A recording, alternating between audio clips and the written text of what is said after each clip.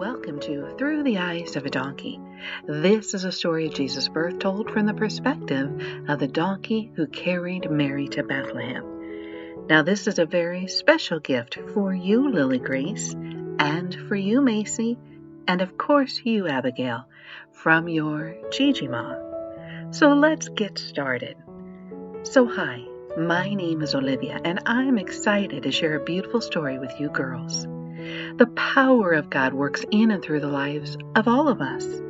Lily Grace, do you know who Jesus is? Well, this is a story about how God used a simple little donkey to help Jesus. When I was a baby, my family received a little donkey to help carry me around. His name was Havivi, which means friend or dearly loved in Hebrew. Macie, can you say Havivi?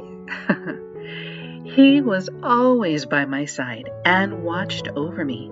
He would tickle me with his fuzzy nose on my cheek, making me giggle.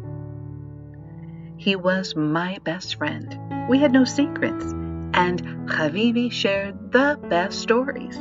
Abigail, it's true. He could talk just like the donkey in the Bible. You can find that story in the book of Numbers, chapter 22, verse 28. You have to read that story too. Havivi was a special gift from God. One day my father said that God told him that Havivi must go to our neighbor Joseph. Joseph, his wife Mary, and their unborn child were required to travel to Bethlehem to register for the king. Even though I was heartbroken at the thought that he would no longer be mine, Lily Grace, I knew he would never be far from me. Havivi told me about how he carried Mary on his back. He stepped gently to make sure he did not slip and fall. He asked God to guide his footsteps and heard God's voice in his ear with words of comfort and wisdom. With each mile, Havivi grew stronger.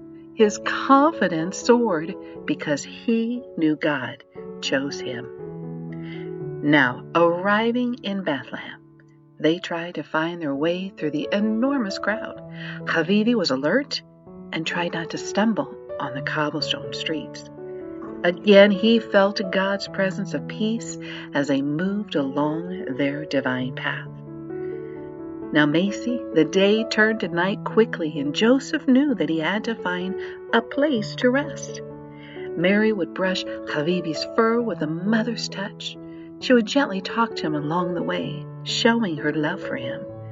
Joseph couldn't find an inn because, well, they were all full.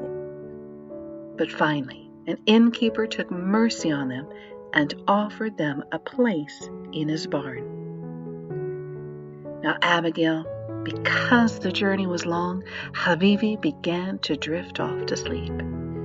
There was a gentle breeze, a beautiful scent, and now a new sound in the barn.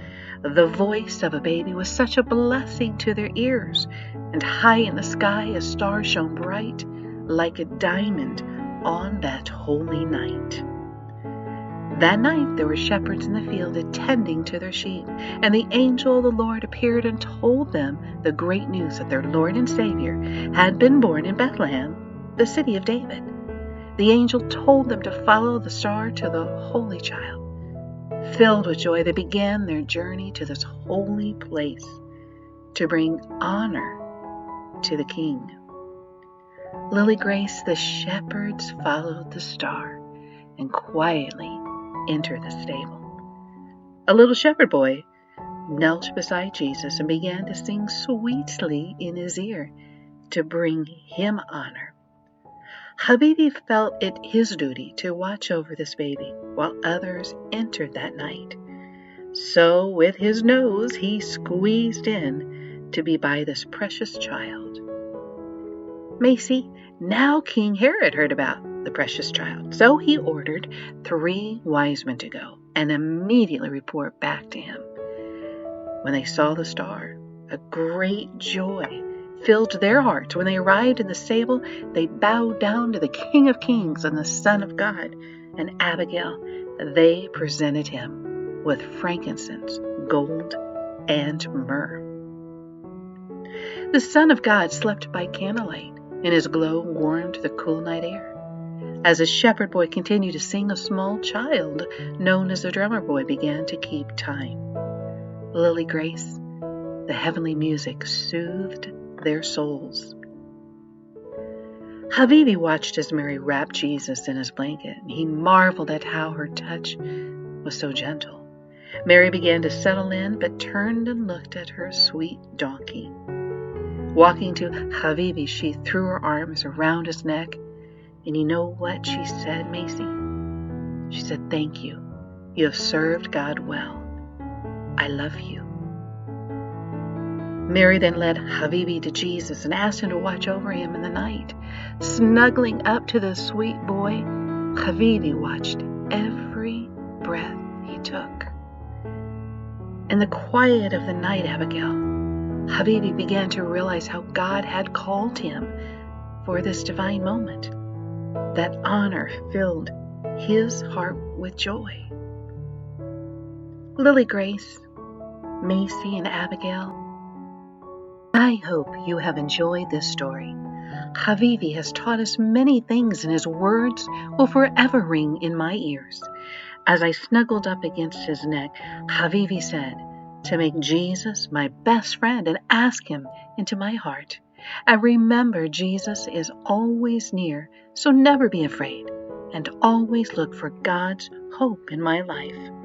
This message is for you, my sweet little friends. May you be blessed and know that you are loved. Your friends, Olivia and Habibi. Well, the story has now come to an end, but you can continue to enjoy the story of hope and seek hope in your life. Know that you are loved more than you can even imagine. Merry Christmas, and thank you for listening to Through the Eyes of a Donkey.